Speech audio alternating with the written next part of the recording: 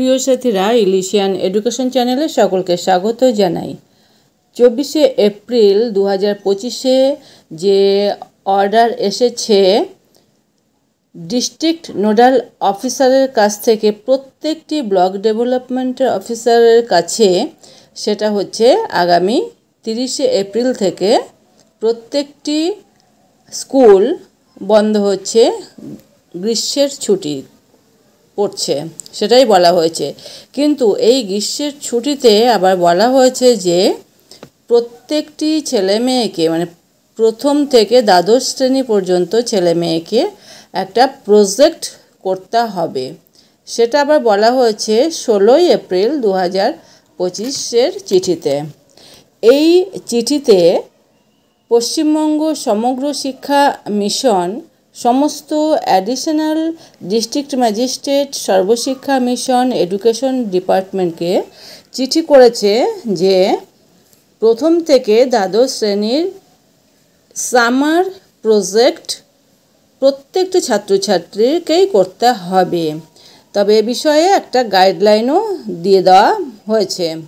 এই গাইডলাইনে বলা হয়েছে যে ছাত্রছাত্রীরা যে প্রজেক্ট করবে গ্রীষ্মকালীন ছুটিতে, সেটা হবে তাদের ইন্টারেস্ট, অ্যাভেলেবল সোর্স এবং স্কুলের সিলেবাসের সঙ্গে সম্পর্কিত, যাতে সেই সম্পর্কে ছাত্রছাত্রীদের জ্ঞান ও ধারণা গভীর হয়। এ বিষয়ে সামার প্রজেক্টের গাইডলাইন এবং সামার প্রজেক্টের বিষয়গুলি কি হতে পারে সেটাও বলে দেওয়া হয়েছে। গাইডলাইনে বলা হয়েছে পাঠ্য বিষয়, খেলাধুলা, গান বাজনা বা অন্যান্য কারিকুলাম অ্যাক্টিভিটিসের ওপর প্রজেক্ট করা যেতে পারে। স্কুল এডুকেশন ডিপার্টমেন্ট 2023-এ এই প্রকল্প চালু করেছে, 2024-এও হয়েছে এবং 2025-এও হতে চলেছে। প্রজেক্টগুলি অবশ্যই ছাত্রছাত্রীদের ইন্টারেস্টের বিষয়ের উপর হতে হবে, এটা কিন্তু আগেই বলা হয়েছে।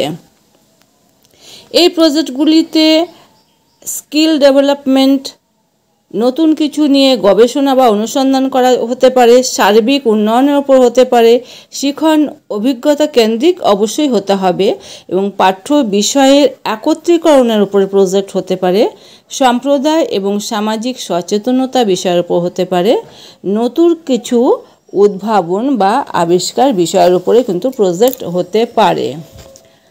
তো বিশেষভাবে বলে দেওয়া হয়েছে প্রথম থেকে চতুর্থ শ্রেণী পর্যন্ত যে সমস্ত ছাত্রছাত্রীরা অংশগ্রহণ করবে তাতে অক্ষর, নম্বর এবং যোগাযোগ বিষয়ের উপরে গুরুত্ব দিতে হবে।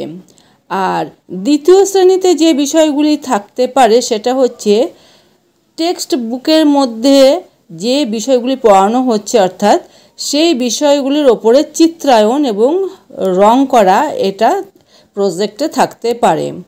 তৃতীয় এবং চতুর্থ শ্রেণীতে থাকতে পারে গল্প লেখা, বিষয় হতে পারে নিজের পরিবার, নিজের বন্ধু, পোষা প্রাণী, নিজের স্কুল, নিজের বাড়ি পরিষ্কার পরিচ্ছন্নতা, এই বিষয়গুলো হতে পারে।